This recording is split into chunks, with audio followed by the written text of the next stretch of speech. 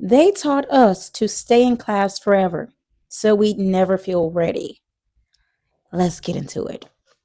Welcome to Salon d'Art, where we peel back the curtain on the artistic life, not the polished highlight reel, but the inner world that fuels the work.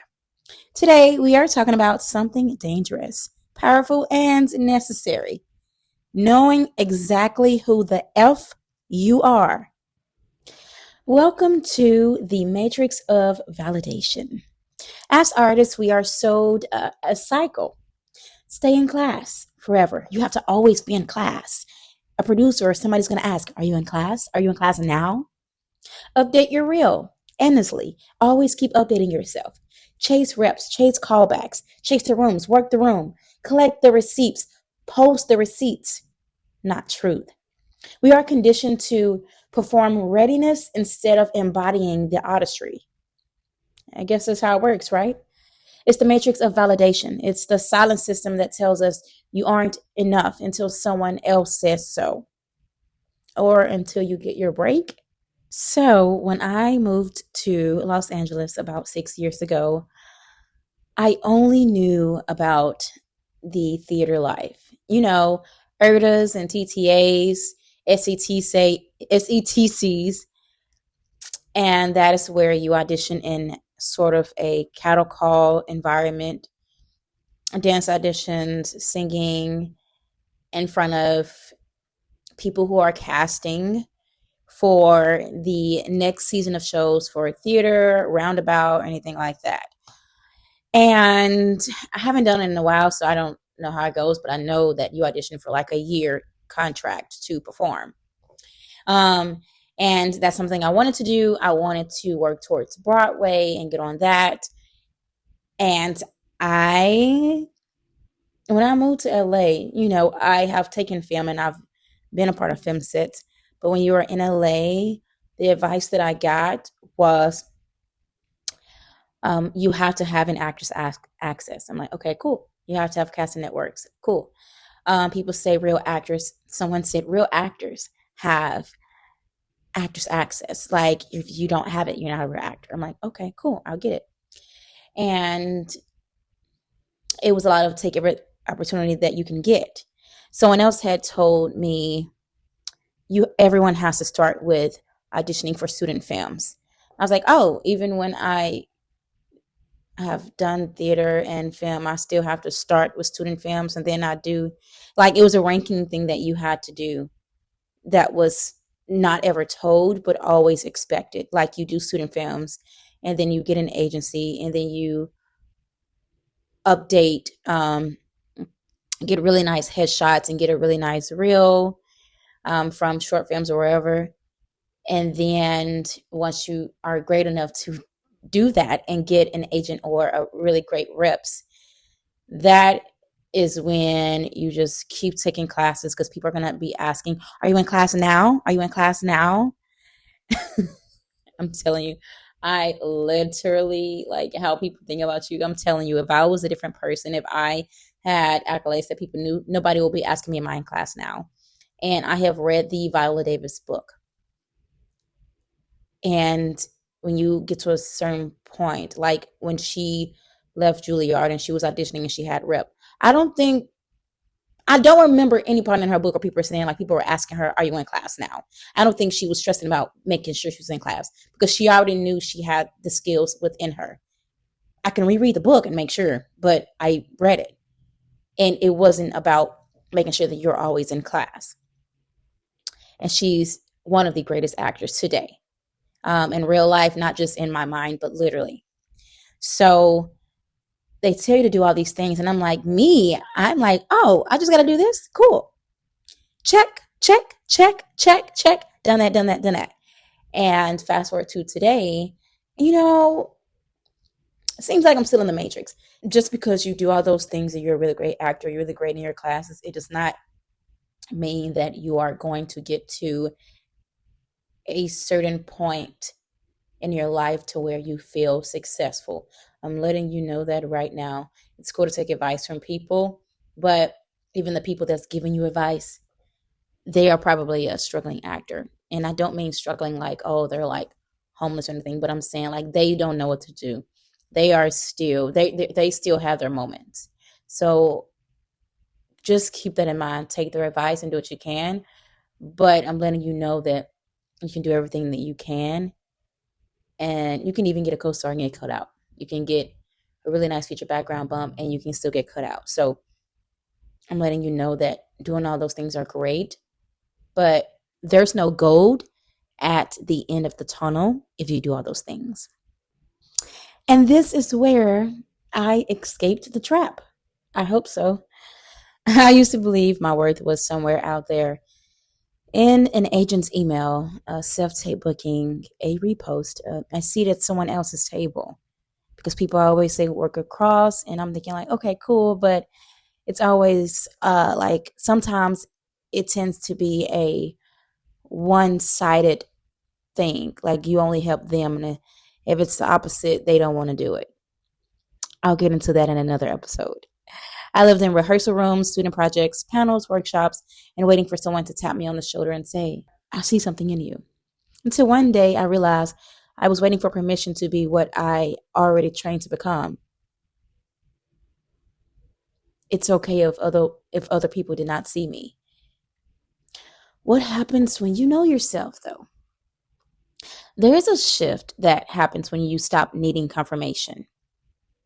You stop auditioning for approval and start performing from power. You stop asking, do they like me? And start asking, is this really aligned with me? You stop shrinking your voice to be chosen and instead build work where your full voice belongs. Knowing who you are doesn't make you arrogant, it makes you unshakable. Yes, training matters. Yes, craft matters. But at a certain point, when you've studied your strengths and faced your weaknesses, built your instrument, you don't need more classes. You need courage, authenticity, any one of those. I can keep going. Real mastery doesn't live in workshops. It lives in the work you dare to create. You become dangerous when you write your own curriculum. Oh, by the way, that has been trending on TikTok where you create your own curriculum of what you specifically wanted to learn. Because when you are in a mindset of being in class and being disciplined and learning things that you want to learn, you gain so much joy in the process. Here are some things that could be on your curriculum. When you write something imperfect, when you fail publicly and return right away, it's the bounce back for me.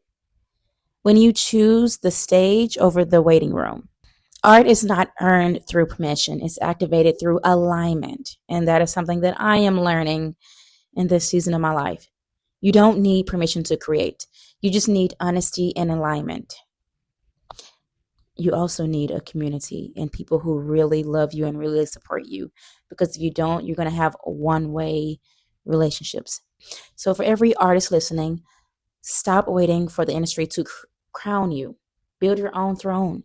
Start where you are with what you have. Not to prove, but to be. But always be learning and trying to be better. Before I moved to LA, I didn't really have a formula. I just knew get your headshots, go to class, get an Asian network, hustle, and repeat. And then after I did it all, I was disciplined, studied for years, paid coaches, sat in casting workshops where they told us the same note, 3 notes over and over. I followed every rule, and they swore, they swore it would lead to success. Maybe I'm saying they, but it's maybe I. A lot of people are giving you so much motivation and inspiring you. You just got to do it. Yeah. Find people where they want you to succeed and you want them to succeed, and y'all are putting projects together. But not only that, just make sure you are focusing on quality, right? There was a time that I was doing skits, and the people that I was doing skits with, Of course, they didn't have any like improv training or acting training. So the jokes that they would do skits about was more, it would be funny to an 11-year-old or a 12-year-old, basically, the people on TikTok. What about how can you find something that is funny and relatable to, mature adults, the audience, because those would be the people who are coming home from work. Those are the people who are, could be your fan base. When you lead over to a different platform that is highly paid, not just for people with smaller attention spans. Oh, also, and their goals were mainly based off followers, getting their following. And mine was based off, okay, how can I create content that's really great, really smart? Maybe I'll create a one-woman show about it. Maybe I'll do this and that. Maybe a customer could notice me. Maybe I'll produce it. It was something like that, to where it had that depth in those. And you know what happened? Actually, I met more people, but not more purpose. I collected more followers, even when I accidentally went viral on my last page, but not more fulfillment. People knew my name, but not my truth, or not my depth of my craft and character. And people kept telling me, you're almost there. Just stay in class, trust the process, hustle, hustle, hustle.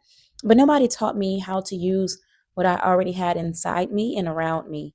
People only told me the traditional paths, of auditioning and being in class and doing XYZ. And that's why I realized I wasn't missing training. I was missing alignment. I started gaining discernment, lots of discernment. I started to audit my life constantly and ask myself what worked and what didn't work in different areas. Then I began to release, and I let God step in as a compass. I said, God, if it be your will. And I'm still learning, though. I'm still undoing and re-raising myself. But right now, I am in a season of holy realignment, where I only go where my spirit is fed, and where I only speak where my voice is honored, where I only build what is rooted in the truth and just brings that joy out in me. Thank you so much for being with me today in this season of my life. I'm really hoping that you are learning, you are gaining something, or you just don't feel alone. And I honestly might have a part two of this. You know what? I'm going to have a part two. Why not? So if you like what you see, please subscribe to this channel. I know I rarely say that. I should say that more often, okay?